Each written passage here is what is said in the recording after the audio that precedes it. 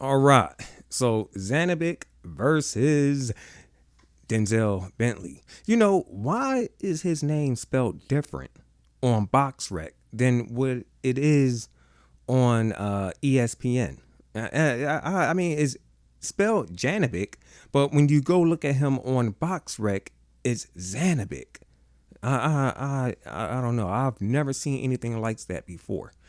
However, okay, now before the fight, all right, they was doing the promotional build up and everything. So, speaking on Zanabik or Janabik, you know, they were saying the fighters that who don't want to fight him. Jamel Charlo was one. A few others at 160 was like, nah, this will never happen. This is the man. Nobody wants to fight. Now, going into last night fight, when the bell rang and whatnot, his scared ass opponent, I mean, very timid, Denzel, Bentley, okay, looked like he was about to get stopped in the first round. I mean, it wasn't that he was hurt or anything like that. He just looked so shaky, you know what I mean? And that's not good, okay? But he ended up taking Zanabik, the hard punching guy that nobody wants to fight. He ended up taking him the full 12 rounds, all right? There was no knockdowns in the fight. So I'm saying to myself, how come nobody wants to fight this guy?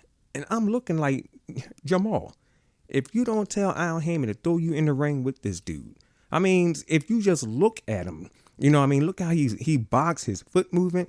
A couple of times it looked like he was throwing a kick every once in a while, because the way he lifted his front foot up off the canvas, so high. I never saw that before. I'm like, what? Nobody wants to fight this guy? Why not? I mean, Jaime Mugia, they named him. They said, nah, he ain't going to fight him. And come on. What's so special about him? I mean, look, he did knock out, a few names and whatnot. Well, not even a few names, but he knocked, he got some pretty decent power, The thing is that the guy who he fought, Denzel Bentley, he's been stopped before. But yet, Zanabik, he couldn't do that.